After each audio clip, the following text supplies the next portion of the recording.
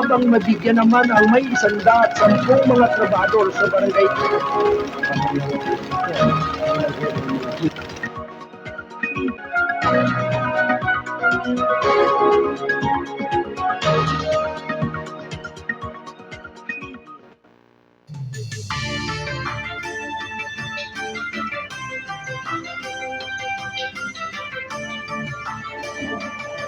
Galing lang ang unang tatalakay sa mga pangyayari ang naganap sa loob ng ating bansa bago sa pananamang sabihin ito sa issue ng lipunan. At ngayon, narito ang host commentator, ang Bisayang Bisor, si Kuya Minalaw.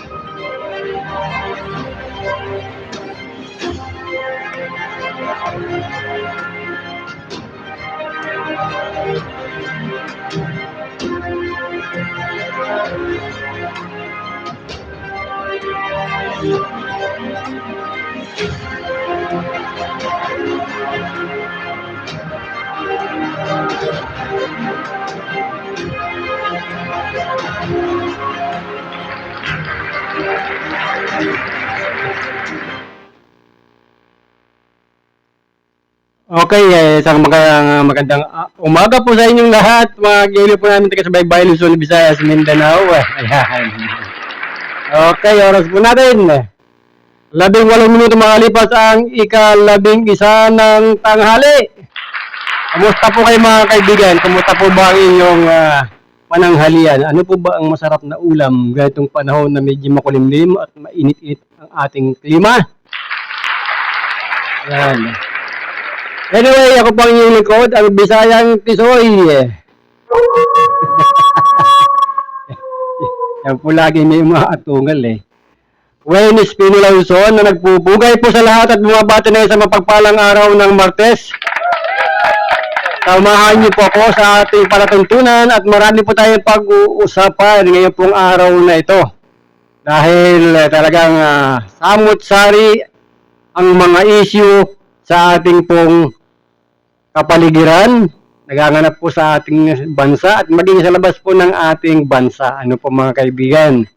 Kaya yan po ang ating tatalakayin at habang inaantabayan na po natin ng ating mga kasado patrol na maaari makapagbigay ng mga balita mula po sa labas ng ating himpilan, ay malalaman po natin kung ano po ang kanilang mga pag-uulat. At syempre mga kaibigan, isa po sa bumulaga ngayon pong araw na ito, marahil inihampulingit siya yung kaalaman na nakalusot na. Saan ba nakalusot? At saan ba lumusot? Ayan mga kaibigan. Sinasabi kasi na lusot na sa droga, sa illegal na droga, itong dating senador, Laila De Lima. Ayun. Diba mga kaibigan? So yun ngayon ang mainit na issue na sinasabi na absuelto na si dating senador Laila De Lima sa lahat ng kasong may kaugnayan sa illegal na droga. Ito ay matapos pagbigyan ng Muntinlupa Regional Trial Court ang kanyang inihaing demurrer to evidence. Dahil dito ayon kay Attorney Bonnie Tacardon, abogado ni De Lima, absuelto na ang kanyang kliyente sa natitirang ikatlong drug case. Sa kanyang demurrer to evidence, hiniling ni De Lima sa korte na ibasura ang kaso laban sa kanya at ideklara siyang not guilty dahil sa kabiguan ng prosekusyon na patunayang siya ay guilty beyond reasonable doubt. Mga kaibigan. Oh, di ba? Lahat niya halos ng mahalagang ebidensya ng prosecution ay naipresenta sa panahon ng bail hearing. Ang huling kasong conspiracy to commit drug trading sa RTC Branch 206 na desisyon na nitong Lunes ang nagpahintulot din na makapaglagak ng piyansa si De Lima noong Nobyembre taong 2023 at pinalaya siya pagkatapos ng halos 7 taon na pagkakakulong. Sa kanyang huling kaso, ang dating mambabatas ay inakusahan ng pagiging kasabwat sa kalakalan ng illegal na droga sa maximum security compound ng New Bilibid Prison sa kanyang kapasidad bilang dating Justice Secretary na may supervisory powers sa National Penitentiary. Sinasabing nasuhulan din umano siya ng 70 milyong pesos ng Bilibid convict na inakasahan ginamit para tumakbo at manalo bilang senador noong 2016. Ayan. So, yan mga kaibigan. Sinasabi po na absuelto na itong dating senador Leila De Lima doon sa mga akusasyon laban sa kanya sa pagkakadawit sa illegal na droga. Diba mga kaibigan? Sino ba nga amin? Samantala mga kabayan, oras po 22 minuto makalipas ang ikabisa ng tanghali. Umapila ang mga guro na sana ang susunod na DepEd Secretary ay hindi politiko. Yan po mga kaibigan. Nanawagan ang Teachers Dignity Coalition kay Pangulong Bongbong Marcos na huwag politiko ang ilagay at italagang susunod na kalihim ng Department of Education. Apilan ni TDC Chairman Benjo Basas, tiyakin na maiiwas sa politika ang DepEd. Una rito, nagbitiw bilang kalihim ng DepEd si Vice President Sara Duterte nang walang malinaw na dahilan. Magiging epektibo ang pagbibitiw niya sa July 19, 2024. Minungkahi naman ni Senador Sherwin Gatchalian, Chairman ng Senate Committee on Basic Education, na ang kapwa senador na si Sani Angara ang maging susunod na DepEd Chief. Akala ko ba bawal ang politiko? Akala ko ba bawal ang politiko na ilagay dyan sa DepEd? Bakit may nagtusulong? Ano ho? Mga kaibigan, giniit naman nitong si Angara na walang alog sa kanya sa nasabing pwesto. O, di ba? Giit ni Basas, ang pagpapahalaga sa edukasyon ang dapat pangunahing tutukan ng kalihim at hindi ang political agenda. Kaya tama naman ito si Basas. Payo ng TDC, ang may tatalaga sana ay may karanasan sa pagtuturo bilang naging public teacher o kaya sa mga public schools. May karanasan. At may damdamin din na maka-teacher, maka-guro. Hindi ba? Kasi nga naman, maganda itong panawagan ni Chairman Basas ng teacher sa ano ba yung grupo nila? Yung Teachers Dignity. Wow. Teachers Dignity Coalition. Maganda kanyang panawagan na ito si Chairman Benjo Basas na huwag maglagay ang ating Pangulong Bongbong Marcos ng politiko bilang kalihim ng edukasyon. sa ating bansa. Kasi nga naman, tama yung pananaw ni Chairman Benjo Basas na kapag politiko ang ilalagay na naman bilang kalihim ng DepEd o Department of Education, natural, laging may agenda dyan ang pagiging politiko sa kanyang pagiging isang kandidato. O, di pwede magamit. Bakit? Aba, bakit hindi pwede magamit? Kung ang kalihim ay politiko, kung siya ay kakandidato, ang lagay hindi ba bubulong yun? O yung Arnold. Alam na. Di ba? Alam na ninyo. Kandidato ako. Siyempre, kahit na sabihin natin na pabiro, o totoo man o hindi, manginginig din yung mga guro. At siyempre, ang magiging simpatya ay doon sa kanilang namumuno. Natural, sino ba namumuno sa kanila? Di yung kanilang sekretary ng DepEd, kung sino man siya ang may lalagay dyan. Kung politiko yan. Di siyempre, yung ang utang na loob. Di ba? Lalo na pag may mga promotion. Yung utang na loob ni teacher, ay sekretary. Sekretary ganun din. Ay may utang na loob din sa mga guro. Sapagkat pagdating ng eleksyon, ang mga guro po mga kaibigan, ang siyang laging naka-fronta. Sila po ang mga frontliner sa mga pagdating sa mga halalan sa ating bansa o mga kaibigan. So, yun na. Ay kung yung magiging DepEd Secretary ay talagang from academe o kung anumang profesyon mayroon siya at kung mayroon din siyang kakayahan na pamunuan ng Department of Education ay mas maganda para matutukan ng maayos at wala hong bahid politika at wala hong magiging kulay politika at akong huli. Di ba? Kung ang halimbawa yung magiging DepEd Secretary ay negosyante, yung pala ang trabaho ay merong printing machine. may pagawaan pala ng mga libro. Magkakaroon lagay ha. Pag kayo magpaprintan ng libro, alam na. Kung sinong hanapin nyo na printing company. Talaga naman ng mga Pinoy marami ho talaga pamamaraan. Sabi nga para-paraan lang ho yan. Talaga. Pero the best naman, kung sakali man mga kaibigan, at talagang hindi maiwasan na magtalaga ang ating Pangulong Ferdinand Marcos Jr.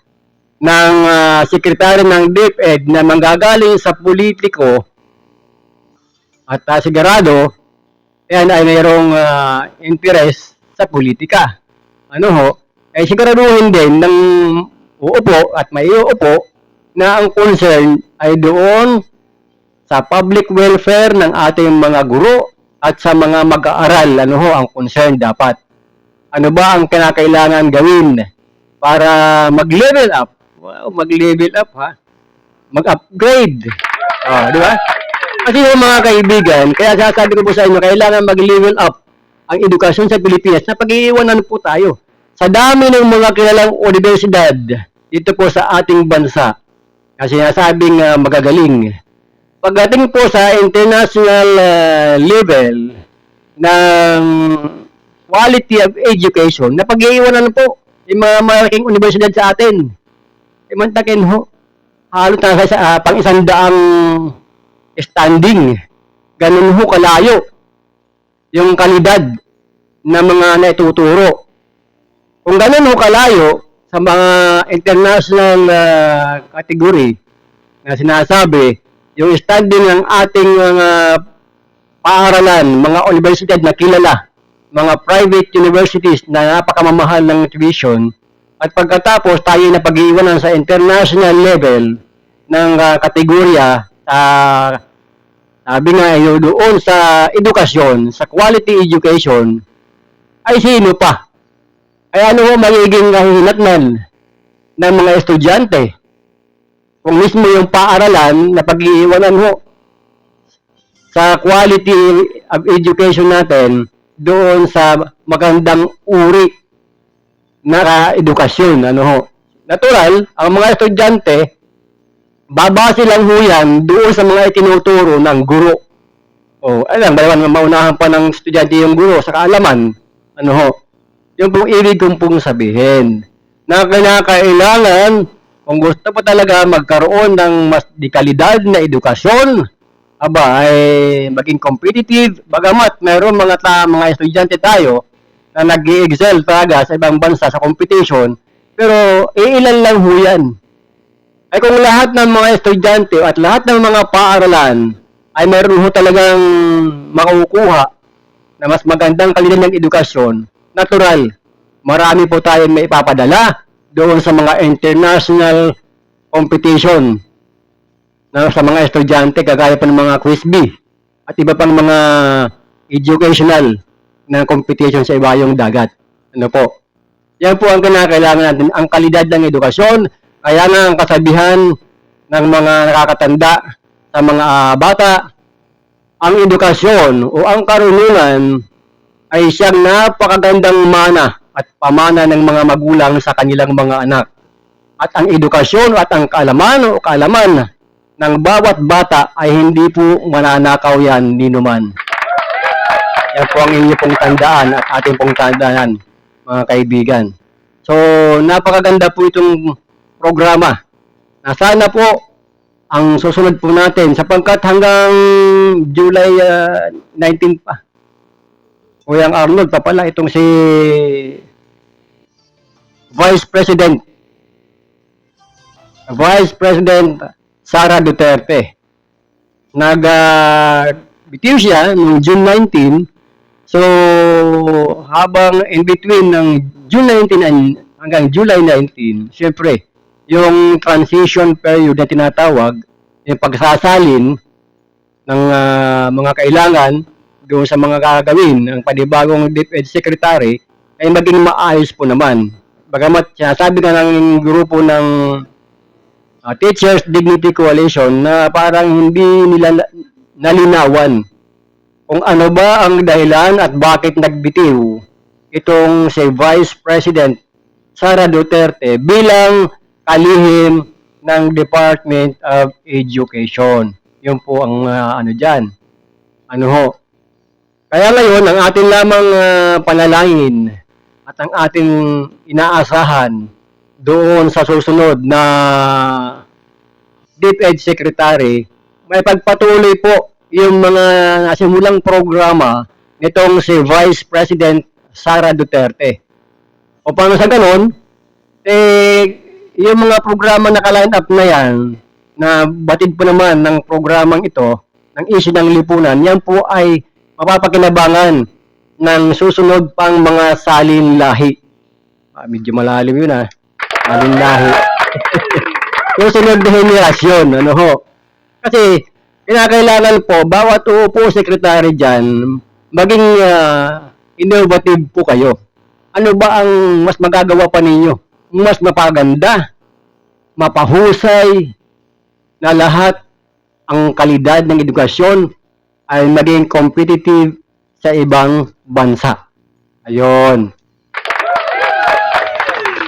Hindi naman po sa tinatawaran po natin ang kakayahan ng ating mga guro, ano ho. Kaya lamang, yung masasabi natin, kailangan naman talaga mag-level up. Pamamagitan ng mga pag-attend ng ibang mga seminars, mga workshops sa international community pagdating sa ng education na ibabahagi po sa atin sapagkat mga kaibigan talagang aminin man o hindi, medyo na pag-iiwanan na po tayo. Ano ho? Marami sa ating mga kabataan ang mahusay. Kaya nga kung ating titingnan ho, noong mga nagdaang buwan, meron po akong nabasa na pagdating po doon sa licensure education teachers ba yun? Yung sa mga nag-aral ng education, yung lisensya nila, pagiging guro. Alam niyo, ang karamihan na mga nanguna ay nanggaling po sa Kabisayaan. Ano ho? Sa licensure examination ng mga guro. Nanggaling sa Cebu, sa Region 7, sa Region 6. halos doon po nanggaling yung mga mahuhusay na mga guro sa Bisaya. Kaya tingnamasdan ko maigi yung mga pangalan ng mga paaralan, ano ho ang nangyari? Ng mga kumuha na mga nag-aral ng magiging guro dito sa Metro Manila at mga kakaratig lalawigan.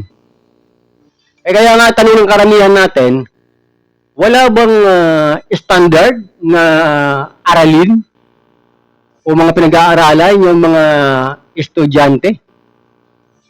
Na bakit para bang kumbaga sa basketball, nakupo ng isang kupunan yung panalo. Sila na nag-champion, sila pa nakakuha ng most valuable player, sila pa nakakuha ng best in uniform, may mga ganun ba, mga kaibigan? Para bang yung iba na mga paaralan dito sa Metro Manila ay napag-iwanan. So, ibig ba ko sabihin, mas mataas ang antas ng aralin sa mga probinsya ng mga ulihiyo natin kumpara sa Metro Manila? Nagtatanong lang ho kasi nakita ko ho yung nasabing resulta ng 2024. Yung licensure examination ng mga guro. Yung LAT at tinatawag. Nakita ko, karamihan ng mga matataas ang rating, inanggaling sa probinsya. Sa Region 7. Sabagay, diyan po sa Cebu, pagdating po sa mga lingwahe, ang Cebu ay sa magaling sa English. O kasi sa kanila, at totoo lang, mga bata pa lang, tinitrain ng mga magulang yung mga bata habang nasa loob ng bahay na magsalita ng English. Pagka yung matatanda nag-uusap-usap, kung ano ang dialect nila, yung Cebuano, yun ay sila nag-uusap-usap. Pero may kaharap sila ng mga bata, pinipilit nila na English speaking sila pare-pareho. Kaya pagdating sa Inglesan, mas marami ang mahuhusay na mga bata sa Cebu kumpara sa ibang mga probinsyano ho. Hindi ho tayo sinasabi ko na yung iba natin mga lalawigan wala hong kakayahan yung mga magulang. Ibig sabihin, sila para naging tradisyon. Kaya ko po naikikwento sa inyo sapagkat yung aking pong yung manugang po namin, aking manugang na Cebuana. So, pagdating doon po sa kanila, nung umuwi po yung kasama po yung aking nag-iisa po, yung aking loving wife. Ayun, kasama doon sa Cebu. Ang dialect talaga nila, yun nga, English. Sa kanila, pagka yung matatanda ang nag-uusap, Cebu. Yung kanyang lingwahe ang ginagamit habang yung mga bata. Pero pagkakaharap yung mga bata, English speaking. Ano ho mga kaibigan? So, advantageous talaga doon sa mga bata na nag-aaral na maliit pa lang marunong mag-English. Sabi ko ng ating station manager, ikaw yung Alan Bordi, sa Amerika, maliliit pa lang, marunong mag-English. O, di ba? Sa Amerika, maliliit pa lang mga bata, marunong mag-English. Mga kaibigan, oras po natin, 39 na minuto makalipas po ang ika-11 ng tanghali. At kayo po ay nakikinig sa programang Issue ng Lipunan. At ang time check na yan, hanap po sa atin ng Gold9 Plus Probiotics. Benefits effective in preventing serious illnesses and ailments like diabetes, cholesterol buildup, asthma, hypertension, and kidney diseases. Helps in regulating normal blood pressure, maintains normal blood sugar level, boosts immune system, helps in healing wounds faster, perks up body's immune response to stress. Gold9 Plus Probiotics, all natural extracts, includes the following: stevia plant, ampalaya, serpentina, malunggay, ashitaba, insulin plant, banaba, sambong, and mangosteen. Gold9 Plus Probiotic, official endorser, Dr. Ariel Baera. Asian Best Innovative Company of the Year. Gold9 Plus Probiotics. Patuloy tayo mga kaibigan sa ating mga pagtalakay. Ito po napag-uusapan po natin happy watching nga pala kay Kuyang J. Martin at kay Kuyang Arnold, ating pong program director. Kanya po napakinggan po ninyo ang programang Gabay at Patnubay. At Talagang marami po mga tinala kay si Kuya Arnold sa programang Gabay at Patnubay. At sa lahat ng ating mga kasado patrol. Likewise sa ating publisher, kay Kuyang Alan Bordeos at ating din pong station manager. Good morning sa iyo, Kuyang Alan. Alam ko na talagang napakarami pa mga schedule ng grupo po natin. Alam niyo ang Kasado Media Group. Sabi nga ang grupo ho namin, kami po yung halos lahat ng mga problema inudulog po sa sa kasado ang hindi lang namin talagang ma-action ng problema pagdating sa pera. Wala ko kami pagawaan kasi ng pera Pero pagdating sa mga public service, hindi matatawaran. Maging legal na mga kailangan ng tulong, nariyan po. Siyempre, pinangunahan po yan ng ating station manager, si Kuyang Alan Bordeos. At noong nakarang linggo, meron kaming inausap din ho. Bagay yung usapin. Usapin ho ng magkakapit-bahay. Ayun. Usapin ng magkakapit-bahay. Kami rin ho ang naging resolba. Nako, talagang sabi ka, jack of all trade ang grupo ho ng Kasado Media Group. At sinisikap po sana natin na makapanayam ang barangay kapitan o punong barangay ng barangay Mahabang Parang Angulo Rizal. Sapagkat bahagi po ng ating programa, yung ating kasadong ugnayan sa barangay. At dito po, pag-usapan natin yung tungkol sa ano ba ang meron sa barangay. At ano ba ang dapat ginagawa ng kapitan o punong barangay sa kanyang mga nasasakupan. Sila ba ay mayroong ginagawa o yung ibang kapitan pupunta lamang dyan tuwing Lunes at magbabalik tuwing Biyernes? Hindi ba? At hindi ba yung iba mayroon po tayong mga impormasyon bagamat sabi nga sa English hindi verified pero malapit-lapit sa katotohanan. O di ba? Sapagkat hindi pa maibibigay sa atin talaga ang verified information, not unless mismo yung kapitan na magsabi na totoo. Yung ginagawa nila na sila ay habang nasa opisina ng kapitan, nagkakaroon sila ng online sabong. Di ba? Kaya yun, mga kaibigan, na sana wag naman ganun yung ating mga Kapitan Del Barrio. Kasi nung araw po talagang tawag niyan Kapitan Del Barrio. Ayan. Mga kaibigan. Samantala, nasa linya po natin ang ating Kasado Patrol. Number 47, si Kuyang Dan Torbiles. Meron po siyang pag-uulat. Kuyang Dan, standby.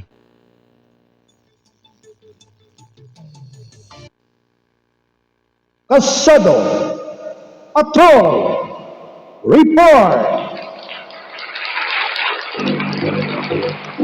Okay, Kuyang Dan. Please come in.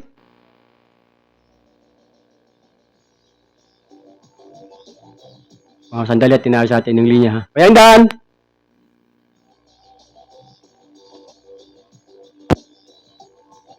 Kuyang Dan, please come in. Yes, hindi nag-atubili pa ang ama ng lungsod ng Marikina na si Marcy Teodoro na atasan ang mga kapulisan ng Marikina at makipagtulungan sa OPSS, itong Office of Public Safety Service, sinasabing o security sa pagsasaayos sa mga lansangan na nagkakaroon ito ng madalas na traffic anya sa mga sasakyan dumaraan sa loob ng bisinidad ng Marikina. Na kanya ito'y pinatututukan naman ang nasabing sa mga choke point na madalas pinagmumulan ng traffic. Ayun pa ng punsod ng Marikina, Teodoro, kung magkakaakibat ang magkatuwang galaw ng Marikina PNP at ng OPSS, itong Office of the Public Safety Security, ay magiging maayos anya ang daloy ng traffic at malaking tulong ang police visibility para sa atin mga kababayan na makadiretso ang mga mananakay sa kanilang patutunguhan, lalo na ang mga pumapasok sa kanilang mga trabaho sa atin, itong ating mga kababayan. Samantala, Kuyang Win at Kuyang Arnold, sa ngayon dinalaw na tayo anya ng tag-ulan o patak ng ulan sa Marikina pa rin, pinagsisikapan naman ng pamahalaan lungsod ng Marikina na mapanatiling malinis ang mga daanan ng tubig o sa mga drainage o mga kanal lagusan ng tubig, kaya regular na sinasagawa ang drainage declogging gamit itong baffle truck sa lungsod ng Marikina. Namalagaan niya ang declogging operation lalo na ngayon na panahon na ang tag-ulan upang maiwasan ang nasabing pagbabara sa mga kanal sa nabanggit na lungsod. Ito ang Balita Kasado 47, Dan Torbelis, nag-ulat live sa TVS, RMN News TV, may diaryo pa. Okay, okay, maraming salamat Kuyang Dan Torbelis, ang ating Kasado Patrol number 47. Alam niyo, tama yung naiulat ni Kuyang Dan. At nabanggit ko po sa inyo kanina yung tungkol sa barangay, ano ho, mga programa pambarangay. At napapanahon lamang yung ulat ni Kuyang Dan na yan ay trabaho ng ating mga barangay official. Unang-una, kung natatandaan po ninyo, minsan na po natin tinalakay. Siguro, hindi lang minsan, Kuyang Arnold. Halos lagi natin tinatalakay yung memorandum circular na nanggaling po sa Department of Interior and Local Government. Yan po yung memorandum circular na yung road clearing, yan po ay naibaba panahon ng dating Pangulong Rodrigo Duterte. At ang DILG Secretary at that time, si Secretary Eduardo Año. Kung hindi ako nagkakamali, Kuyang Arnold. Ano ho? Doon po sa 2019, that's 121 Memorandum Circular na nag-aatas sa lahat ng local government unit. Hindi lang ho sa barangay, ano ho? Yung Memorandum Circular ngayon, ayan po ay ang tinutukoy doon mula sa governor, city mayor, municipal mayor, down to barangay level. Na ano po ang nakasaad na sinasabing Memorandum Circular sa pamamagitan ng DILG na inatasan at inaatasan ng DILG ang lahat ng local government units na maglinis sa mga daanan at libre ho sa mga abala o mga obstruction ng mga bawat dadaanan at lalo po sa mga motorista at mga naglalakad natin mga kababayan. Kaya nga itong nagdaang mga buwan, lalo po noong April 16, 2024, ay pinatupad muli ang nasabing memorandum circular sa buong bansa na magkaroon ng pagpapatupad sa barangay road clearing operation assessment at nagkaroon pa ng mga validations and recognition under ng bagong Pilipinas program. Ito po yung kasalukuyang administrasyon. So, hindi po nangangahulugan na yung LGU ang tinutukoy ay barangay lang. Kaya nga ng mga nagdaang linggo, kung naalala po ninyo, nung magkaroon po ng Araw ng Lalawigan sa Rizal, yung founding anniversary, yung 123rd anniversary ng Rizal, sa kanyang pagkakatatag, nagkaroon po ng simultaneous road clearing, river clean-up drive, ang mga LGUs. Ano ho? So, napakaganda pong programa yan. Kaya ngayong isang barangay na dito sa bayan po ng Cainta sa lalawigan po ng Rizal, dati po nung araw, nung nagdaang mga panahon, yung po yung panahon po ng dating Pangulong Duterte, ay talaga yung isang barangay dyan, yung sidewalk, inukupahan na ho. Ay tindahan, ginawan pa ng mga junk shop, lahat na. Sa madaling salita, ay talagang hindi na maradaanan ng mga naglalakad natin, mga pedestrian, yung sidewalk, mga kaibigan.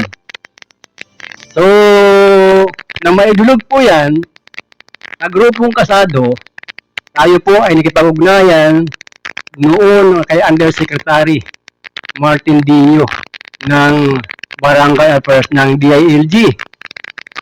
Kung kaya't, tinawagan kagad yung kapitan diyan sa Barangay San Andres, Cainta, Rizal. Ayun, na-dismantle yung mga junk shop, lahat ng mga obstruction. O kasi, kaya pala hindi matanggal sa matagal na panahon na ang kulang ng kapitan sa Barangay San Andres ng mga panahong yun, ay sapagkat may kamag-anak, may kumpare, may kumadre, may inaanak. So, dapat hindi ho pinag-uusapan niya kung kamag-anak, kumpare, kumadre, inaanak, kung yan ay sagabal sa lahat na dapat napapakinabangan po yung mga sidewalk ng ating mamamayan. Hindi yung mga kababayan natin, mga pedestrian ay nasa kalsada. Saan nasa bangketa, ginawang garahe. Obserbahan po ninyo dyan sa Manila. O mag-isa Metro Manila na. Marami po dyan, lalo po sa Manila. Dyan sa area ng Quiapo, sa Santa Cruz. Ang dami po dyan. Kasi mo ngayon ng barangay hall ng barangay eh. O diba, nasa tabi ng creek. Nakahambalang sa bangketa. So marami po mga obstruction. Na bagamat yan po ay ginagawa po ng pamamaraan na maiayos, maging malinis ng mayor ngayon dyan, si Mayor Hani Lacuna. Ano po? Sa Maynila. Sana lahat ng mga LGUs natin gumawa po ng hakbang. Kumilos na po kayo. At hindi po kinakailangan na kaya kayo kikilos dahil kayo biyabaan muli ng notice ng BILG para kayo kumilos maglinis. O atasan ninyo ang inyong mga nasa kupang barangay. O di ba? Sapagkat hindi lang po obligasyon ng barangay kapitan. Kasama po sa may obligasyon sa road clearing, memorandum circular ng DILG, ang Office of the Governor, Office of the City Mayor, Office of Municipal Mayor, at maging ng barangay kapitan. At syempre, sino-sino ba mga katuwang dyan sa implementation ng memorandum circular, mga kaibigan? Yan, natural, katuwang dyan ang ating PNP. Katuwang dyan ang DPWH. At iba pang mga pwedeng makatulong. Kung bakit kailangan ng PNP para doon sa implementation? Sapagkat mayroon ho mga lugar na inukupahan na ho ng mga informal settler, ay pumapalag pa. Sila pa yung mga siga. So natural, para magkaroon po ng katahimikan, kaayusan, kaya nariyan po ang suporta ng PNP. Pagdating naman doon sa mga kalsada, lalo na po yung mga national road, national highways, mga main roads, nasako po ng DPWH, natural, DPWH din po, magiging katuwang para doon po sa implementation ng road clearing. Pero doon po sa mga interior road, ay siyempre, taklaw na po ng kapitan yan. Mga kaibigan. Kaya napakahalaga na magkaroon ng maayos na programa ang bawat kapitan del barrio. Alalahanin po ninyo, ilang buwan na lang, magpapay na ho ang mga kandidato muli. Ngayon, kung kayo po ay may plano pang kumandidato sa inyong barangay, kung sakali man, gumawa na kayo ng hakbang na kabubuti at katutuwa ng inyong mga nasasakupan. Kasi napakahirap. Meron ho kasi mga ibang opisyal, pagka naitanong mo, ay kamusta ka? Yung inyong pong lugar, lalo na po sa road clearing, may mapatupad po ba ninyo ng ayos? Nakasabihin wala ho sa aming ngayon walang order, wala hong sabi ngayon, utos si Mayor, wala hong utos si Gobernador. Ay hindi naman pati na kailangan ng utos Sapagkat napakalinaw naman ho talaga ng memorandum circular na kayo mismo sa LGUs, kaya nga kasama kayo din kapitan barangay At naghihintay pa kayo ng utos ng Mayor kung sa barangay yan ninyo ang kailangan nyo ayusin. O diba? Mas matutuwa pa ho ang Mayor, ang inyong Governor, kung kayo mismo mga kapitan ay kumikilos ng kusa. Mga kaibigan, hindi yung maghihintay kayo, wala akong utos ni Mayor ng ganito gawin namin Ngayon, kung halimbawa nagkaroon kayo ng clearing operation doon sa mga obstruction sa mga sidewalk sa kalsada, at pagkatapos nagreklamo kay Mayor, yun ang maganda. Malalaman ho ninyo Kung si Mayor ba ay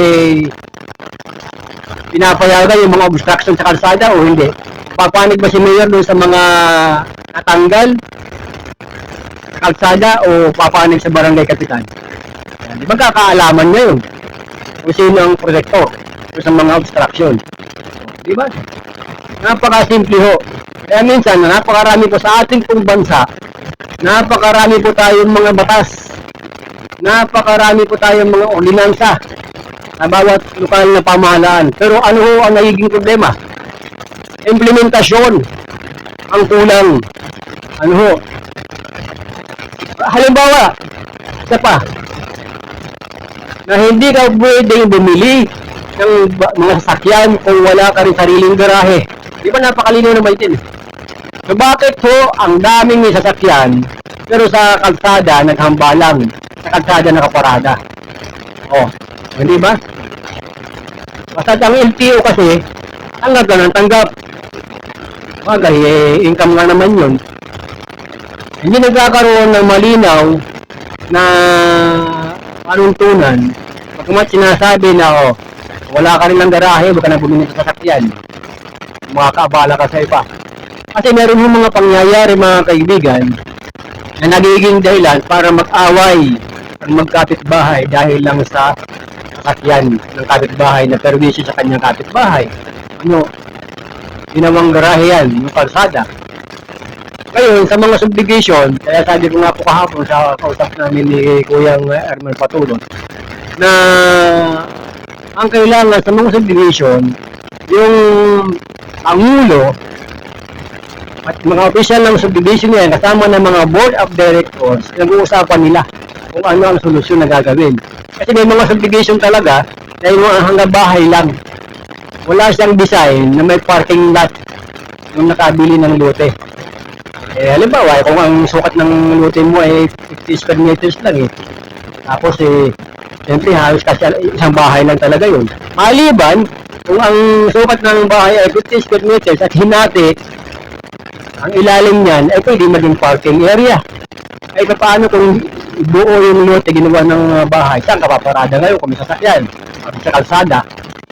So may mga subdivision po mga kaibigan, sapagkat yan po ay private subdivision at hindi ho basta pwedeng pasukin ng mga enforcer natin, lalo na po sa traffic, yung mga private subdivision.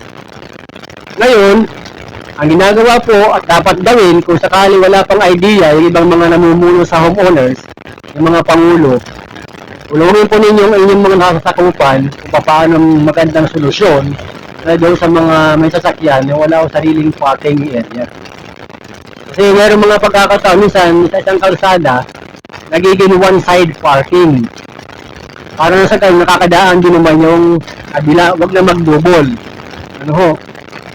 Kaya yan ang kakaroon lagi ng mga sigalot, mga kaibigan, sa magkakapitbahay.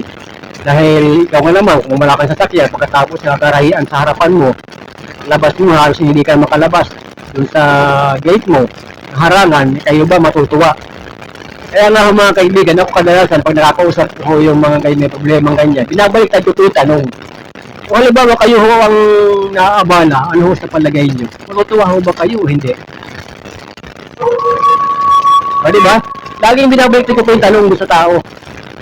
Kasi nga mga matawiran yun Nireverse mo yung tanong doon sa tao na nakaperwisyo, ano kayo mararamdaman? Sa bahay, natitigilan po mga kaibigan. Hindi ba? Sapagkat alam niyo, nakikita niya antimano na siya ay mali.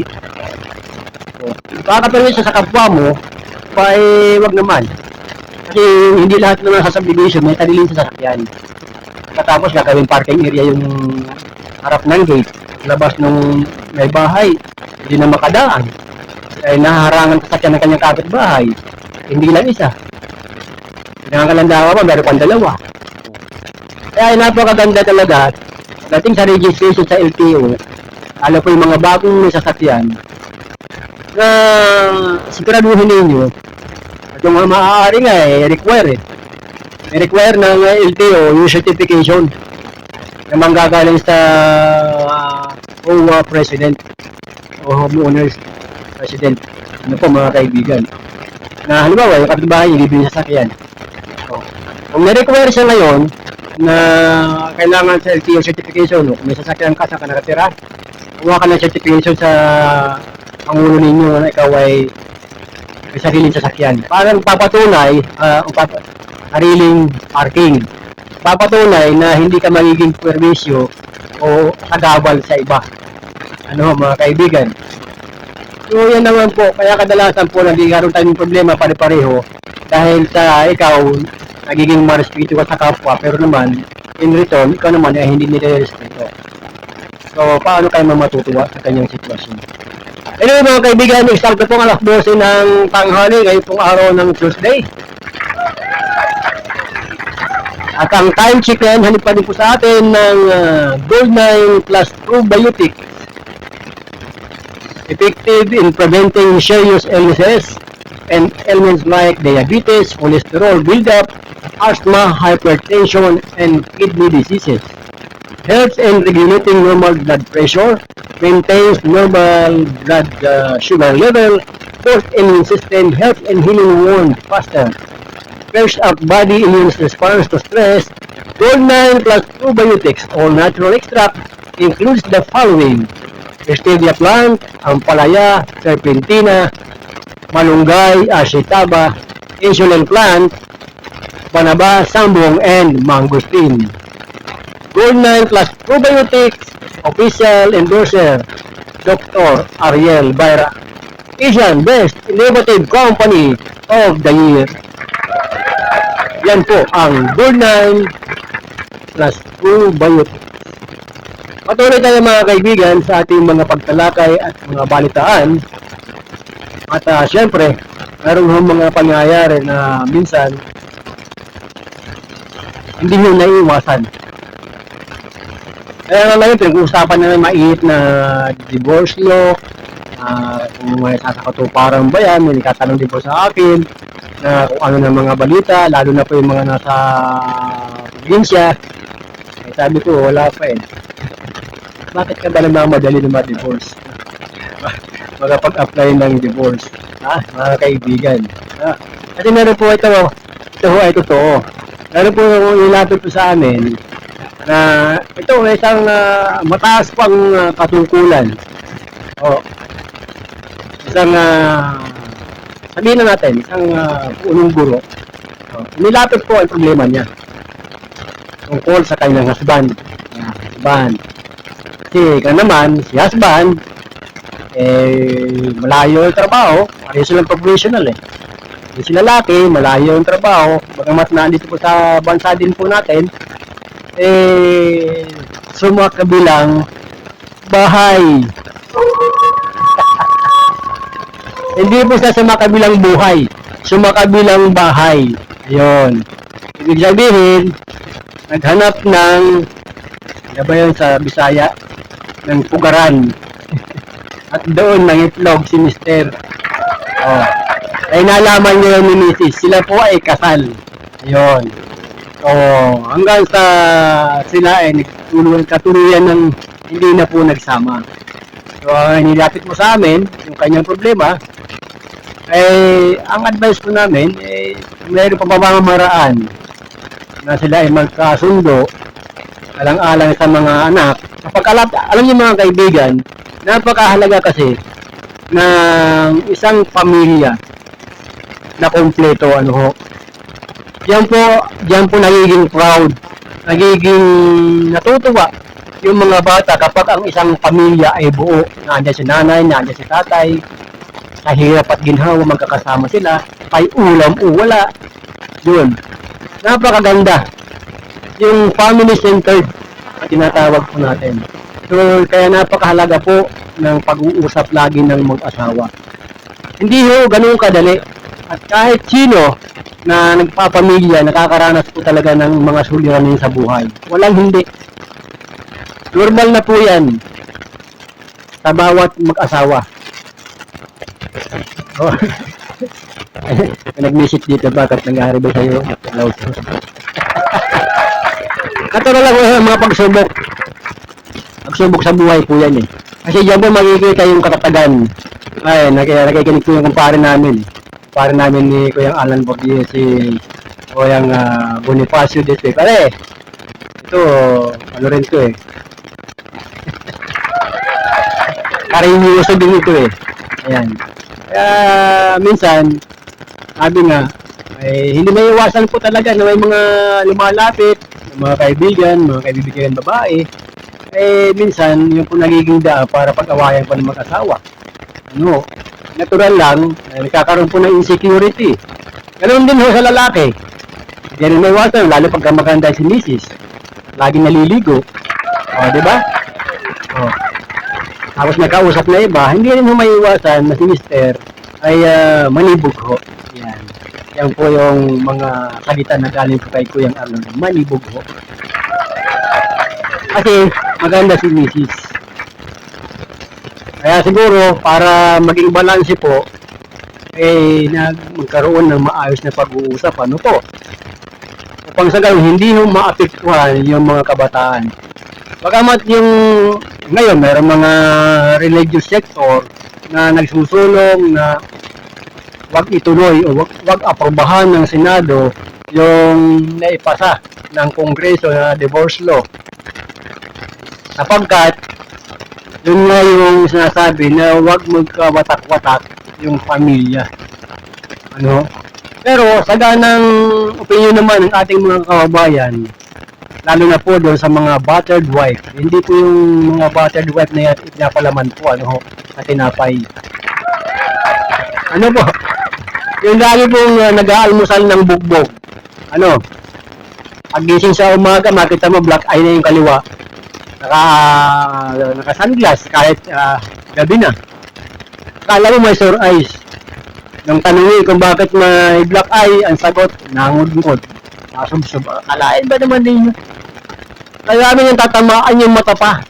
Uy, kayo ba yung masubsob sa palagay po ninyo? Kung kayo ba yung masusubsob habang kayo naglalakad sa daan na medyo madamo o rough road. Pag kayo ba ay nasubsob, ano sa palagay yung maunang tatamaan? Yung mata o yung ilong? Diba? So, kasi ayaw aminin na kaya sa may black eye, yung babae, siya ay nabuljak nasabi ka na straight ng kanyang mister. Ano? Pero doon naman sa mga mister, na medyo masyadong mabilis ang kamay, hindi mo maganda rin yan. Ano po? Kung mayroon kayo hindi pagkakaintindihan, mag-usap ho kayo. Pareho. Kaya nga lang si Mrs. talagang siguro siya ay na-train na rin. Kumbaga immune na yung kanyang katawan sa buljak. Hanggang ngayon, kasama pa rin sila. Sa kabila ng ilang days na nagkaroon ng black eye. Yun ang kamartiran. Kaya lamang, dito sa divorce bill na ito, mga kaibigan, ay sa aking pagkakaintindi, ay applicable lamang ito doon sa kasal. O, di ba? Doon sa kasal. Kung hindi naman kasal, ba't kinakaya namang, anong i-divorce? O, di ba? Kasal lamang sa banig. O. So, ito po ay applicable doon sa mga kasal. Yung legal na kasal. Kasi iba, minsan nagkasal lang eh. Nakakuha ng kanilang certificate galing sa Quiapo, Recto. Kasal na. Yung kinalagang legal, na kayo ikinasal sa huwis, kayo ikinasal ni mayor, kayo ikinasal sa pari, yun po ang legal. Pero kung kayo ay nagkaroon ng dokumento na galing Recto, mga kaibigan, yun po ay hindi ho magiging legal. Kaya yung divorce law na yan ay kung may papasa, yan po ay applicable doon sa mga mag-asawang kasal. Ano ho? Ngayon, doon sa kaya magtiis, kung nung una ay nagkaroon ka ng black eye sa kaliwa, abangan mo yung kanan. Abangan mo yung kanan. Sigurado yan. Ay, yung kilala nga namin ng grupong kasado eh. Kami kay Kuyang Arnold eh. Kung kilala namin nung una eh, nadalaw pa lang yung anak. Nagkaroon ng black eye, naging 3. Ayan o. Ito mga kaibigan, sabi nga, kidding aside, meron pang gano'n, kidding aside. Yung po mga bagay na ganyan, hindi ho nakakatuwa ding tingnan. Sapagkat kawawa ho yung magkabilang panig. Yung mga bata, lalo na. Kaya kadalasan nagkakaroon po na napapariwara yung mga anak kapag ang pamilya po ay hindi buo, mga kaibigan. At yan po ay pinapayo ni Kuya Arnold sa Gabay at Patnubay. At pagkat yun naman, bagamat yan po naman, kasi malinaw din naman po eh. Alam ko nasa banal na kasulatan din eh. Bakit nasa banal na kasulatan? Ang sinasabi? Men are polygamous in nature. Diba? Ano ba yun? Ano ba ibig sabihin nun? Para bang, kumbaga, hindi maiwasan na minsan yung minamahal ngayon, susunod may naging dalawa na. O, di ba, meron tayong mga kapatid nasa kanilang kondisyon ay hindi lang iisa yung asawa. Hindi lang dadalawa ng lalaki. O, di ba? Minsan tatlo, may apat pa. Iba paano yung sideline? O. Kaya mga kaibigan, napakahalaga po ng ang isang pamilya ay buo. Ano man ang hirap sa buhay, ano man ang problema. Kung kayo ay magkatuwang, magtutulong sa anumang mga kailangan suliranin, maayos, palagay ko magkakaroon po ng katuparan. Sapagkat hindi ko talaga ganun kadali magtayo, mag-put up ng isang pamilya. Lalo po kung kayo pareho walang trabaho. O, di ba? Eh, ano mangyayari sa buhay ninyo asa sa magulang, sa biyanan? Ay hindi ho lahat ng biyanan ay matutuwa, mga kaibigan. Dahil ho mga biyanan, lalo na yung hindi kursunada si babae, o hindi kursunada si lalaki, eh, talagang kung kayo ay magkikipisan doon sa bahay ng magulang ng lalaki, o kaya bahay ng babae, ay katapos eh, hindi kasundo si biyanan ng lalaki, hindi kasundo si biyanan ng babae, aba, talagang double trouble ang aabutin ho ninyo mga kababayan. Anyway, oras po natin ito.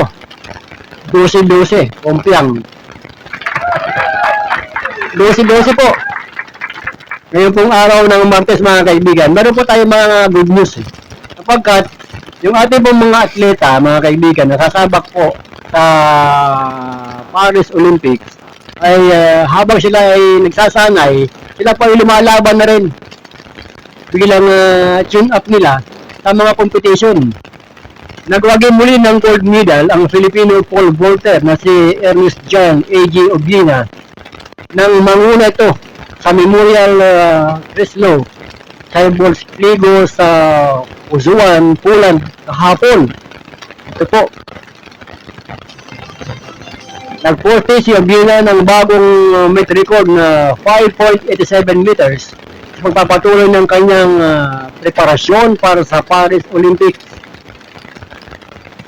Panibagong record na naman ito ni Obiena mga kaibigan.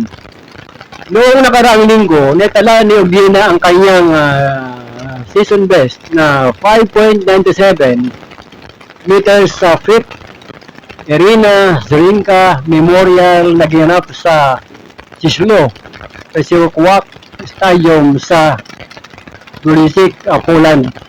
Uy, talagang nakakapilipit talaga tayo dito sa mga itong titire. Ano mga kaibigan, sa pamamagitan ng kanyang bagong pole. Ayan. Nagtangka pa ang world number 2 pole vaulter na magtala ng panibagong Philippine at Asian record na 6.01 meters. Ngunit, bigo sa lahat ng kanyang tatlong attempt.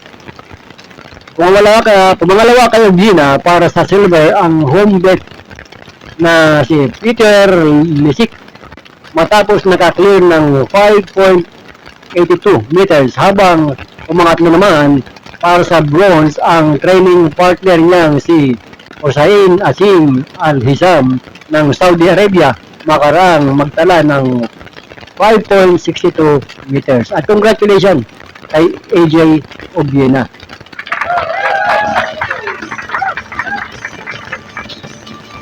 At sa walitang basketball ng mga kaibigan, nasubok ang tikas ng Gilas Pilipinas ng Taiwan Mustang ng talunin ng mga Pinoy ang bisita kagabi sa isang exhibition exhibition game sa score na 74-64 na ginao sa Philpolls Arena para sa FIBA qualifying tournament. Gumana ang husay sa mga quarter period sa score na 25-19, 37-32, 58-44, 74-64 ng Gilas na binubuo ni na Justin Brownlee, Jinmar Fajardo, Calvin Oftana, Chris Newsom, CJ Perez, Dwight Ramos, Carl Tamayo, Kai Soto, Kevin Tiambao, Japit Aguilar at Mason Amos. Hindi man nakapaglaro sa team dahil sa injuries na Scotty Thompson, AJ Edo at Johnny Malonzo. Ang friendly tournament ay bukas sa publiko na inihanda ng Samahang Basketball ng Pilipinas. Tinapos ng team ang closed door training sa Inspire Academy sa Laguna para sa paghahanda sa Hulyo 2 hanggang 7 sa Paris Olympics qualifier sa Latvia. Alam niyo mga kaibigan, susunod na kalaban ng team ng Gilas Pilipinas ay medyo mabigat-bigat. Ano ho? Kaya talagang kailangan pa ng mas matinding pagsasanay dito sa qualifying, sa Olympic qualifying tournament. Habakbakan naman ng Gilas kontra Georgia. Kontra Georgia, Latvia time sa July 4 mga kaibigan. So medyo matindi-tindi ang laban po dito. Dahil sa ang laban po ng ating mga players ng Gilas, sila po ay nakatakda ang FIBA Olympics quarter qualifying tournament diyan sa Riga sa Hulyo 3. Alas 7:05 ng gabi para sa laban ng Gilas at Latvia. Mga kaibigan. So ano ba yung Latvia? Ang Latvia mga kaibigan ay nakahanay sa Group A. Ang Gilas, ang standing po ng Gilas sa buong mundo sa basketball team ay nasa pang-37 po tayo mga kaibigan. Ganun po tayo kalayo sa mga teams sa iba't ibang bansa. Samantalang makakalaban ng Gilas na Latvia ay world number 6. So gaano katindi yung talagang dadaanan ng ating team ng Gilas Pilipinas.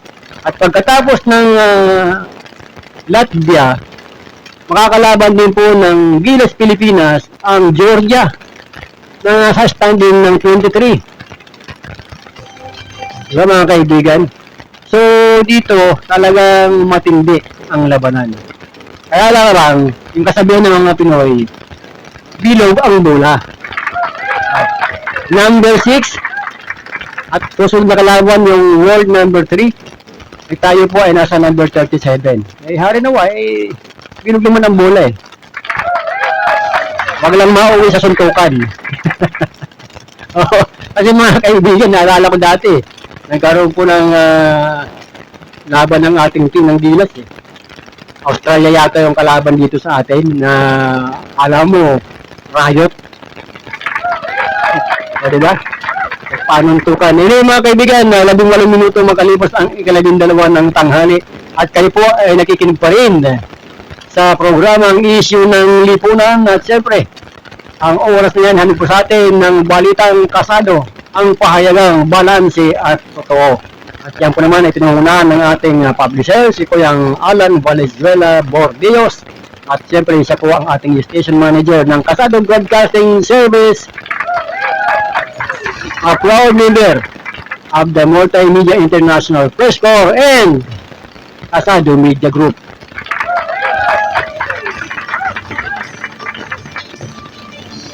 Balik po tayo mga kaibigan sa ating mga tinatalakay. Alam niyo ng mga nagdaang linggo, nagdaang araw, medyo nagang masalimuot po yung mga pangyayari dyan po sa West Philippine Sea dahil nagkaroon po ng sakitan, pagitan po ng Philippine Navy at ganoon din yung China Coast Guard. Ano ho? Marahil, hindi naman po lingid sa kaalaman po ninyo mga kaibigan at nakita po ninyo yung video kung paano po hinaras ng mga inchik yung ating pong inflatable boat ng Philippine Navy.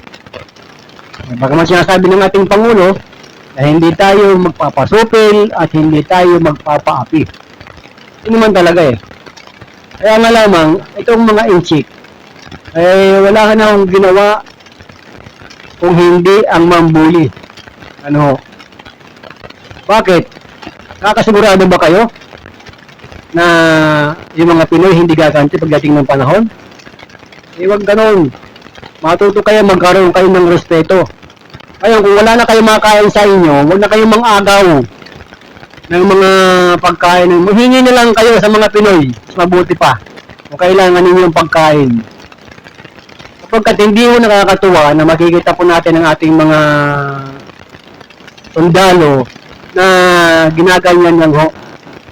Binabara ako, kung baka sa basketball, binabara ako ninyo eh. Kaya dito natin makikita. Kaya nga nung daang linggo, Kuya Arnold, dito ko narinig na informasyon na isang konsihal ang nagpanukala na mag-ambag ang lahat ng mga local government units para makaipon ng pondo pambili ng pakakailanganan ng ating Philippine Coast Guard, ng ating Philippine Navy at ng Armed Forces of the Philippines na kagamitan. Ano ho? Na pang-emergency. Diba? Kaya napakaganda ho. At dito natin nakikita kung saan ba ang simpatya ng mamamayang Pilipino, mga kababayan ko. Dahil napakahirap naman, tayo po lagi na lang, kumbaga, dinadagok-dagukan na lang dahil nagsasawalang kibo tayo po sabi nga pinatutupad ng ating mga otoridad yung talagang control, pagpipigil, yung tolerance natin na andun pa rin sa kabila ng lahat, sapagkat marami po ang dapat isalang-alang, mga kaibigan. Ano ho? Marami pong aspeto ang kinakailangan pong pag-aralan. At hindi ho po pwede ang padalos-dalos na aksyon pagkadating sa problemang ganyan. At yan po ay dapat pinag-uusapan. Kaya nga mga kaibigan, ginagawa po ng paraan ng ating pamahalaan, makausap po ang pamahalaan din ng China sa pamamagitan ng kanilang Pangulo kung ano ba ang magandang solusyon dyan. Hindi yung para bang hinahayaan na lang na uli-bulihin. Kaya ngayon mga kababayan natin, nagpapaluka na sila, napalayasin na lang kaya yung ambassador ng China dito sa Pilipinas. Mga kaibigan. So, isa po sa mga naibigay na opinion ng ating mga kababayan. Sapagkat wala rin yung silbi ang ambassador nila at nagsasawalang kibo. Sa kabila may nakikita niya yung mga pangyayari. Wala siyang ginagawa kung anong magandang gawin din sa problema na yun at anong solusyon na kailangan gawin ng kanyang bansa. Patuloy na ng bubuli sa mga Pilipino, sa mga ngingisda, sa Coast Guard ng Philippine Coast Guard, bagay sa Philippine Navy, at tapos may daldalang palakol, may mga kutsilyo, tama ba naman yun? Diba? So talagang hindi yung kagandahan mga kaibigan. At yan po ay isang uring nagpapagkita lamang ng kalapas-tanganan. At siyempre nakikita ho ng kabataan yan. Sa mga murang edad, nakakita sa lang ganyan sitwasyon na mayroong mga pangyayari na hindi po katanggap-tanggap mga kababayan ko. Di ba? Kaya nga lamang, hindi ho ganun din kadali. Kasamat iba mga nag-uudyok na lumaban. So, kung sa paglaban ng problema, kaya labanan yan. Kaya nga lamang, papaano ang susunod na hakbang. Di ba? Lalo ngayon, meron po akong informasyon na medyo umiinit na rin. Maging ang bansang Russia nagbigay ng warning sa South Korea na iwasan daw yung pagbibigay ng tulong sa Ukraine. Di ba? Sapagkat nung karang araw, nagpulong po itong Russian President si Putin at saka si Presidente naman ng North Korea. Kaya sa North Korea nag-meeting yung dalawa na inalmahan po yan ng bansang South Korea. Na ang kanilang kasunduan, magtutulungan sa isa't isa sa panahon ng pangangailangan. So, ano ibig sabihin nun, mga kaibigan? Pero lahat ng mga pangyayari, naroon naman po mga katapat na solusyon. Ano ang mga bagay na hindi ho pagkakaunawaan ay lagi po yung mag-uusap, sabi nga, makakakuha ng tamang solusyon at direksyon at maiiwasan po yung hidwaan at sigalot ng bawat bansa. Pero kung ang hangarin ng isang bansa ay manupil, kunin yung anumang yaman ng isang bansa, ay dadaanin ka talaga sa dahas. Kaya nga yung bansang Vietnam, naggawa rin siya ng sarili ng isla. Preparasyon na rin. O diba? So talagang meron ho mga bagay na ang kailangan talaga sa lahat ng mga namumuno yung respeto. Napakahalaga po ng respeto kahit anong lahi, anumang bansa po kayo. Kung ano po ang inyong tingin at ano po ang legal, ay dapat kung ang inyong teritoryo hanggang doon lang. Huwag na kayo pumasok sa teritoryo ng iba. Kaya naman kayo pumapasok, nagiging aggressive itong China Coast Guard sapagkat talagang gusto nilang sakupin yung ating West Philippine Sea. Mga kaibigan, lalo na po yan sa Scarborough Shoal. Oh. Yan po ang kanilang plano para sila makinabang ng mga kayamanan na naandyan po sa karagatan. Oras sa mga kaibigan, 26 minuto makalipas ang ika-12 ng tanghali. Kayo po ay nakikinig pa rin sa programang Issue ng Lipunan. Issue noon, issue ngayon, issue magpakailanman. Ay siguro dito, good news ito dahil meron pong bibigay na libreng serbisyo po. Kaya lang, hindi ito doon sa lahat. Ito po, sinasabi po ng ating pamahalaan na mayroon pong libreng sakay. Libreng sakay, mga kaibigan. Oh, libreng sakay dahil alam po ng libreng sakay ang Department of Transportation o DOTR para sa mga Pinoy seaman. Ngayong araw na ito bilang bahagi ng selebrasyon ng Day of the Filipino Seafarer. Inanunsyo ng Maritime Industry Authority o Marina at DOTR Railway Sector ang libreng sakay para sa mga Pinoy seaman sa Metro Manila na sasakay sa Metro Rail Transit o MRT. At na magsisimula ang libreng sakay sa MRT3 ng alas 5:30 ng madaling araw hanggang sa matapos ang oras ng operasyon sa gabi. Kasama rin magbibigay ng libreng sakay ang Light Rail Transit o LRT2 mula alas 7 ng umaga hanggang alas 9 ng umaga. Gabi hanggang bukas at alas 5 ng hapon hanggang alas 7 ng gabi. Kailangan lamang ipakita ang valid na seafarer passbook o seafarer identity document at seafarer's identification booklet. Ang Day of the Seafarer ay pinagdiriwang tuwing June 25 kada taon upang kilalanin ang kontribusyon ng mga seaman sa buong mundo sa pandaigdigang ekonomiya at ang paglayag ng mga alakal at lipunan sa kabuuan. Kaya mga kaibigan, congratulations sa ating mga seaman. Inaalala naman ako sa Kuya Arnold Pero isang seaman nagbakasyon ibang inuwian Ay napasabihin niya nito kasi sila uso kung ano mga naririnig, nakikita Oo, para may nagreklamo sa atin dati ng ganyan Hindi niya akalain yung kanyang asawang seaman na sa Pilipinas na pala Alaman lamang nung mayroong marites na nagkapit bahay ng marites nagbigay ng impormasyon.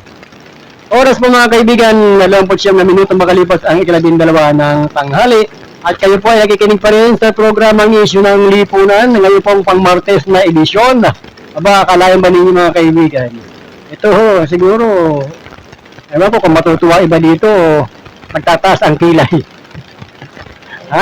Magtataas ang kilay. Mantakin ho ninyo. Dating ganito hanggang ngayon ba? Isa pa rin ba? Nasa yung presidential spokesperson na nag-enjoy doon sa paghuhubad ng isang aktor. Naku po, Mamma Mia. Talaga na.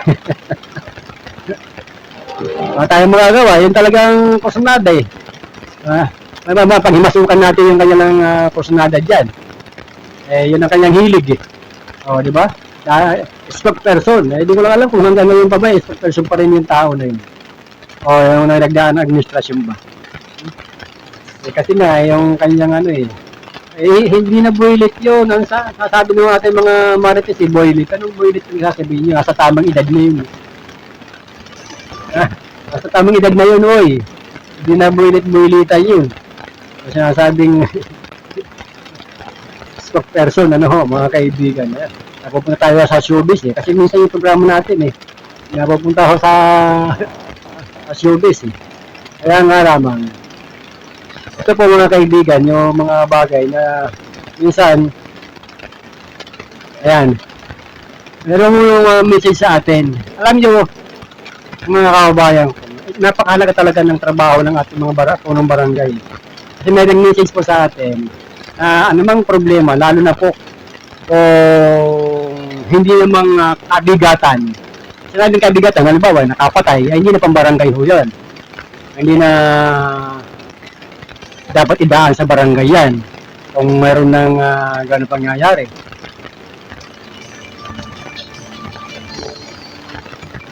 Ayan, ito mga kaibigan, ito ho ay tungkol sa naipundar na magulang ng apartment.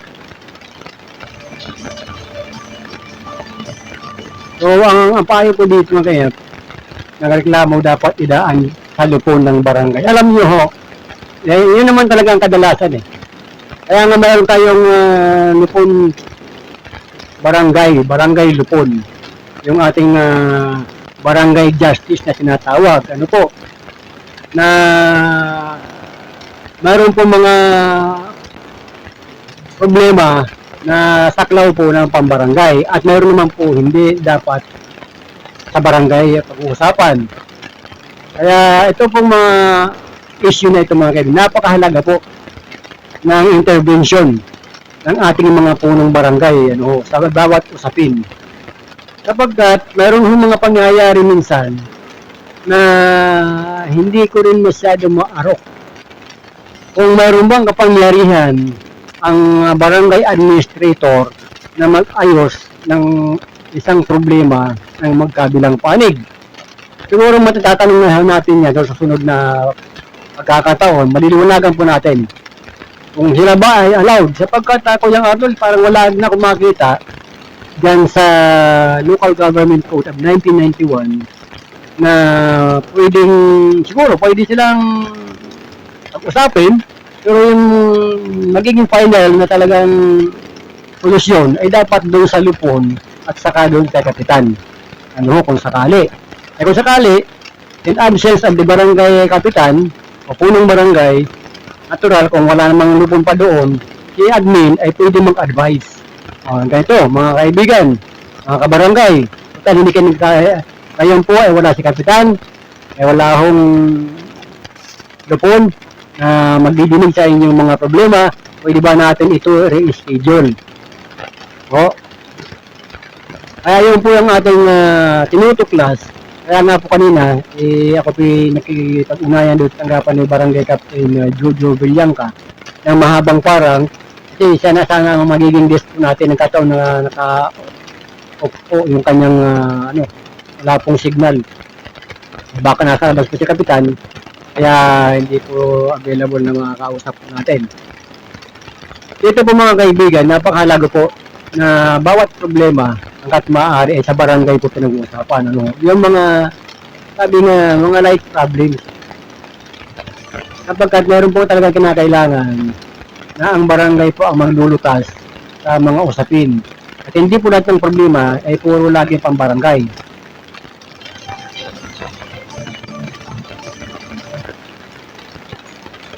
Meron po dyan mga direkta na sa pulis. Yung mga reklamo, halimbawa, kapagkat hindi na po pwede saklawan ng barangay. Kaya nga po mga kaibigan, may kanya-kanya po mga kaso na nasa ilalim ng katarungang pangbarangay tinatawag. yung barangay justice. Para na sa ganon, doon po magkaroon ng paglilinaw at may iayos, mapagkasundo kung magpagkakasundo ng dalawang magkabilang panig. Kasi may mga pagkakataon na minsan yung chismis, halimbawa nung isa, dahil may kasama yung isa na kapitbahay, na chismis na si ganito may kasama sa ganon sa kanilang bahay, pumasok, ay marites. So yan po ay pambarangay. Yan, halimbawa yung mga sekreto. Kaya nga minsan ang sekreto, nagiging vulgar tuloy ang meaning eh. Di ba Kuyang Alad? Pag sinabi halimbawa dalawa, magkumpare, nag-uusap. Nag-uusap. O, mare, sasabihin ako sa'yo ha, sekreto lang ito. Sabihin niya ng kumare. O, ano yung mare? Mare, Mr. na pare doon, sa bahay natin, may kasamang iba. Sinabi niya yung sekreto. Ang ginawa ngayon na pagpintuan na kumare, sabihin din sa kanya kumare, ni kumare din siya sa kabila. Mare, sekreto lang ito ha. Sabihin ko sa'yo, kumpare pala din sa kabila, may kasamang ito. So hanggang tayo lumayo, yung sekreto, kaya nagiging meaning ng sekreto ay vulgar. Nabubunyag. O, di ba? Kaya, yung sekreto minsan, ang hirap pagkatiwalaan. Pag sinabi yung sekreto, nalalaman lalo eh. Di ba mga kaibigan? Ayan. Kaya ng mga nakawan. O, di ba? Mga pagnanakaw. Ayan. Alam ko lang kung kasama dito sa nakawan ito. Kuyang Alan Bordeos. Abang ko kung ito na-encounter mo na dyan sa barangay. Kasi siya amin pong publisher, si Kuyang Alan Bordeos. Yan po ay kasama po sa Lupon. Yan po sa barangay San Roque sa lungsod ng Antipolo. Hindi ko lang alam, mga kaibigan ko naman, palakpak naman kayo ng palakpak, hindi pa nga ako tapos eh. Ang sasabi ko, kung yan ba ay kasama sa nakawan na pwedeng ireklamo yung nagnakaw ng lakas. O ano? Kasama ba po sa pwedeng ireklamo yun? Nagnakaw ng lakas. Ngayon, kung ano yung pagkakaintindi nyo, bahala na kayo. Yung sa lakas. So, yung mga kaibigan nito, ayan. Ito yung minsan kadalasan nangyayari. Yung tumira. Tinirahan yung lupa ng may lupa at naggamit ng ibang mga dokumento. Marami po ka talaga ngayon mga kaibigan eh. Yung nag-squat. Kaya nga po meron yung mga inilalapit sa amin tungkol po sa usaping panglupa na talagang masalimuot. Pagdating po sa usaping panglupa mga kaibigan, napakasalimuot pong issue yan. So ang pinag-uusapan po dyan yung legal na dokumento. Ano? Kaya nga lamang minsan may nagkiklaim na siya may-ari ng lupa. At ang problema naman, wala naman siyang hawak ng dokumento. Ngayon yung kanyang nireklamo, may hawak na dokumento, sasabihin ng nireklamo, may hawak yung dokumento niya, di PK yun eh. Alin sa dalawa, ang mas paniniwalaan yung may hawak na dokumentong PK o yung nagreklamo wala namang dokumento? Ano sa palagay ng mga kaibigan? Sino ang may tama doon sa dalawa? Kasi pagdating po sa usaping legal, kung sino ho ang may dokumento na may papakita, may presenta, ay mas pinaniniwalaan po yan ng korte natin. Ano ho? Pinapakinggan. Kay si Hoda, yan po ay peke. Ngayon, tayo ho na nag-aakusa, ang magpapatunay niyan na peke nga yan. Pero mayroon siyang hawak ng dokumento. Pero yung nag-aakusa, wala namang hawak kahit ano. Paano paniniwalaan na ikaw ang may-ari kung wala ka namang hawak ng dokumento? At isa pa, naroon pa rin nilapit sa amin na problema. Ngayon, ito po ay tagapagmana naman ng lupa ng kanyang tatay. Ngayon, naibenta na. Naibenta. Hindi sa naibenta yung lupa na minana. At yung nakabili, ito po ang naging problema ngayon eh. Ay malalaman po natin sa sunod na araw kung ano man magiging resulta. Yung nakabili doon sa lupa, sabihin na natin kung hindi naman yung kompletong titulado pa, alright, ay hindi naman yung nagpursige, natayuan niya yung kanyang nabili. At lumipas yung ilang taon ba yung Kuya Arnold? 10 taon, 20 taon, parang gano'n, 30 taon, at saka ngayon babalik, yung nakabili na yun, at babalik kayo nagbenta. Na bakit daw yung mga nakatira na? So, sino ngayon na may problema?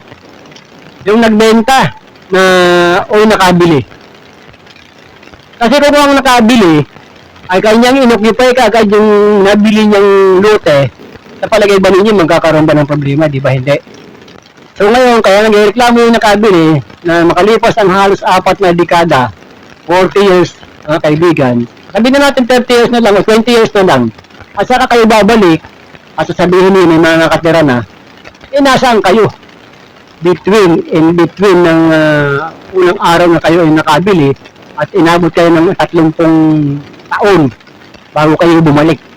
Oh, mga kaibigan, wala naman kayong iniwan na security guard yung sa property na nabili ninyo. Tapos ngayon, ang inyong bubuligligin yung nagbenta, matagal ng panahon na naibenta sa inyo eh. So yung may cargo nun, yung nakabili na. Sa kanya na ang problema. Kasi pinabayaan niya. Nung magkaroon ngayon ng mga informal settler, ang binubuliglig, yung nagbenta.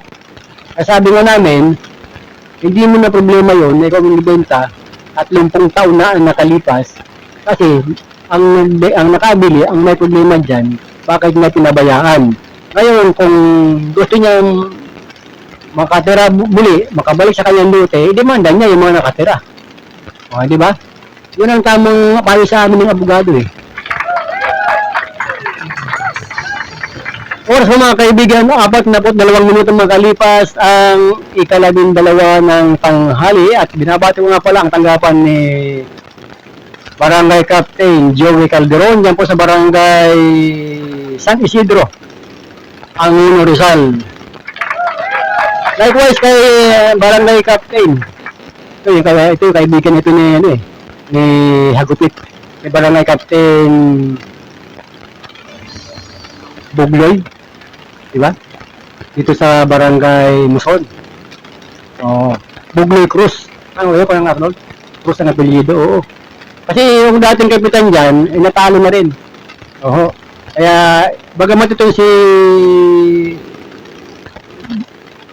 Kapitan Bugloy Cruz, ay dating na rin yung kapitan yan. Kung baka sila nag-rematch. Kung sa boxing, nag-rematch. Kasi natalo po itong si Kapitan Bugloy Cruz noong 2018, mga kaibigan. At ngayon, bumalik siya, ay nakabawi. Ayun. So, parang nag-rematch sila sa pagkakaintindi ko eh. At yung ibang mga kapitan nanalo ngayon, halos 1 taon na yata mahigit ang kanilang termino. Next year, election na naman ng barangay. Kaya congratulations sa mga nanalo ngayon. Ipakita ninyo kung sakali na kayo ay kakandidato pa muli sa susunod na taon na barangay SK election, kayo ay muling manalo. Pag kayo nanalo, ipapakita lamang na maganda ang inyong serbisyo publiko. O siya nga pala, Kuya Arnold, yung mayor pala ng Pililla, pagkakaalam natin, suspendido. Naku, si Mayor Dan Masinsin, nahanapan na naman siguro ng ang ombudsman yata nagsuspendi kay Mayor. Naalala ko dati, nasuspindi na rin si Mayor nung unang mga termino niya yan sa Pililla, Rizal. Siguro nahanapan na naman ng sabi nga probable cause doon sa mga reklamo, kaya siya napatawan ng suspension.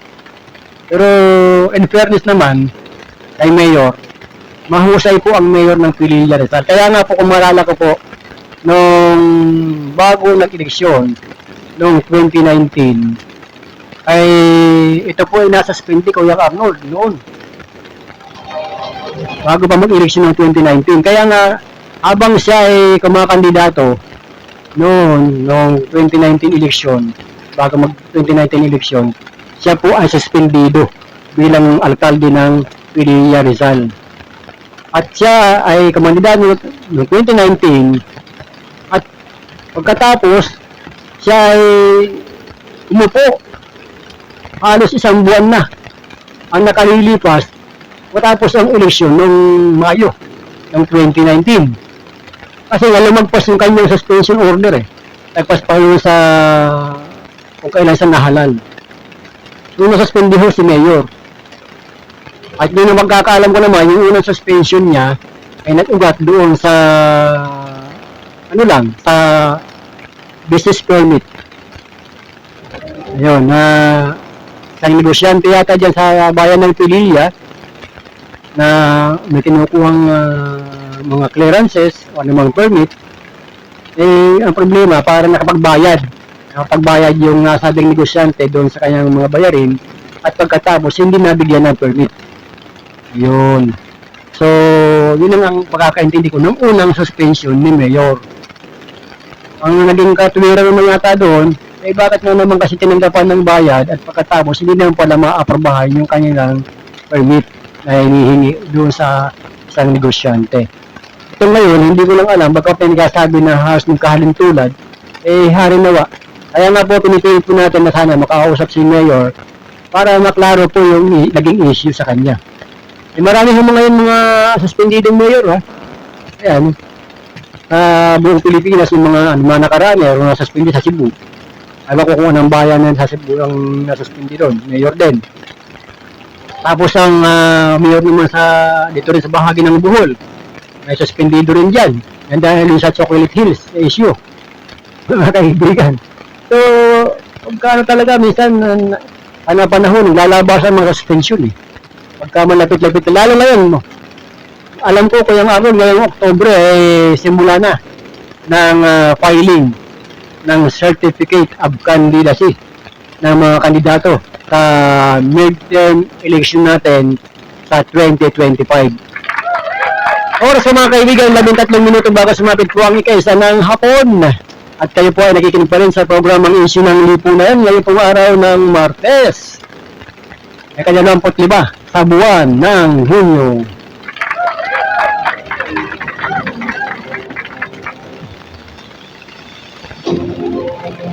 Isa pa rin ng mga kaibigan na mainit na issue ngayon. Ito po, binabati nga pala natin at congratulate ang DENR, yung Department of Environment and Natural Resources. Meron po siya ng mga tree planting activities po sa lalawigan po ng Rizal ngayong araw na ito. Ang alam ko dyan sa bahagi po, sa Panay, San Mateo, sa Montalban, at iba pang mga lugar sa lalawigan po ng Rizal. Halimbawa, yung mga tatanim po ng mga punong kahoy, itong mga seedlings, ay lumaki. At lumaki po sila, at napakinabakan sa dakong huli. Wag humaputol ng maaga at gawing uling. Nako. Na kailangan po napakahalaga talaga ng monitoring ng DENR doon sa mga nag-uuling, mga kaibigan, dahil ang mga inuuling po kadalasan ay mga punong kahoy po ang pinuputol. Di ba sana ang inuuling, ito po yung baon ng nyug. Kahit paano, medyo wala masyadong apektado na mga ating mga puno. Kasi ang baon ng nyug, magandang uling din yan, Kuya Arnold Mainit. Kaya naman, ng araw, kung kayo po ay familiar doon sa mga plansa na diuling, na iniaangat lamang yung takip, pagkatapos magbabaga muna kayo ng uling ng baon ng nyug at ilalagay doon. Ayun, plansa na yun. Mapaplansa na po yung mga damit na uso pa ho nung araw yung naka-almirol. Pag talagang nag-almirol po yung mga lulot-lula ko, yung mga damit Ano po kasi uso nung araw yung mga damit ko yung Arnold, yung katsa. Halimbawa, meron kang polo na katsa. Pag yan po ay naka-almirol at pagkatapos natuyo, na yan po ay naka-almirol at plansahin po ninyo, pwede ho ninyo patayuin yung polo na wala hong ilalagay sa loob. Sa tigas po ng damit. Kaya naman yung mga tinatawag na mga piligis, o yung bagay, yung guhit ng dinaanan ng plansa ay talagang sabi nga matalas. Lalo na po yung mga sa may kwelyo. Yan, maging yung mga pantalon. Pero sa ngayon mga kaibigan, kasi uso na ngayon yung mga plancha na may tubig. Uso na ho ngayon yan. Yung mga pantalon na mayroon na antimanong nakatahi, may piligis. Ayan. Alam po ni Kuyang Jun Santos Edad yan eh. Inabot po niya yan mga panahon yan. Ayan, mga kababayan ko. Samantala mga kababayan, 10 minuto bago sumabit po ang ika-isa ng hapon sa ating balitang pandaigdig. 1,300 ang namatay sa Hajj pilgrimage. Mahigit sa 1,300 katao ang nasawi dahil sa labis na init ng panahon sa pagdalo nila sa Hajj pilgrimage. Ayon sa Saudi government, maaari pang madagdagan ang bilang. Nasa 83% umano ng mga nasawi ay unauthorized na magsagawa ng Hajj, kung saan naglakad pa ang mga ito ng malayo sa tirik ng araw. Ilan din sa mga nasawi ay matatanda na habang ang iba ay may karamdaman. Bawat pilgrims ay dapat umanong makakuha ng lisensya para legal na makapunta sa Mecca, kung saan tanging 1.8 million lamang ang bilang na kanilang pinayagan. Nagkakahalaga ito ng ilang libong dolyar, kung saan ang mga legal na nagtungo ay hindi sumakay sa mga tour bus na may air conditioning at may tubig at pagkain. Kaya mahirap talaga yung kayo ay dito sa ating bansa, kung halimbawa kayo ay maglalakad sa tirik ng araw, lalo na po sa mga nakakatanda, yung mga senior citizen, at may karamdaman, hindi ho talaga angkop na kayo po ay talagang magpa-araw ng gusto. Kaya mantakin ho ninyo nang dahil lamang sa kagustuhan na makapunta doon sa Mecca. Ito po yung nangyari sa Saudi Arabia mga kaibigan. Umabot po ng 1,300 at tinataya pa ng Saudi government na maaari pa itong madagdagan. Yung mga nasawi, siyempre kung mga karamihan may edad na, may mga karamdaman, siyempre, kadalasan dyan mga heat stroke, mga kaibigan, heart attack, kung ano-ano pa. Samantala, 6 na pulis ang nasawi matapos pagbabarilin ng mga suspect sa coordinated attacks sa synagogue ng isang Orthodox Church at police post sa Dagestan Province.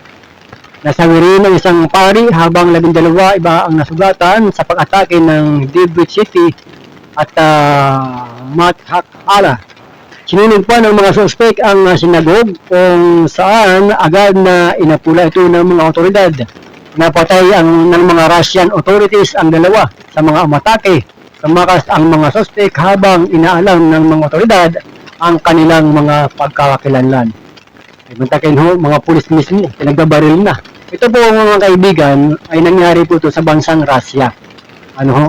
Pulis, ito yung pare dito na sinasabi na napatay. Ito po mga kababayan, hindi ho maganda yung nangyari pagkapatay doon sa pare. Alam niyo mo kung ano ang ginawa? Siya po ay ginilitan ng liig. 66 na taon na po yung pare. Talagang wala na ho talagang magandang nagagawa yung mga tao, mga terorista. Kahit na po yung sabi nga, yung bahay dalanginan ay hindi na ho ginagalang, mga kababayan ko. Kaya ganun po karami yung mga naapektuhan. Samantala mga kaibigan, sa bayong dagat pa rin, ito po mga kababayan, siguro matunog sa inyo itong si Dalai Lama. Nasa New York na para sa operasyon. Ito po yung, kung nalala po ninyo, ito yung parang may kwento yung Dalai Lama. Nasa New York na ang pinatalsik na spiritual leader ng Tibetan Buddhism na si Dalai Lama. Yan, kala ko Dalai Nakatakda itong magpa-opera ng kanyang tuhod sakay ng limousine ang 88 anyos na si Dalai Lama, kung saan binati ito ng mga taga-suporta na nag-aabang sa kanyang tinutuluyang hotel. Matatandaan 1959 nang magtungo sa India si Dalai Lama matapos ang bigong pagkontra nito pamamahala ng China sa Tibet. Napag-alaman na dumaranas na sa iba't ibang sakit ang Nobel Peace Prize winner noong pang mga nagdaang taon. Ayan. Kasi sabi ko sa inyo mga kaibigan, si Dalai Lama. Para maganda rin ito parang Dalai Lama, tapos si Dilimo nakalaya na rin. Kanyang mga na-absent na rin pala ng kanyang mga kaso. At dito naman, balik po tayo sa ating bansa mga kababayan. Ito po siguro ating mga paalala habang meron na naman po tayo mga ilang minuto ng nalalabi sa ating palatuntunan. Sa ating mga riders, na maging maingat, doble ingat sa ating mga riders, mga motorcycle drivers natin.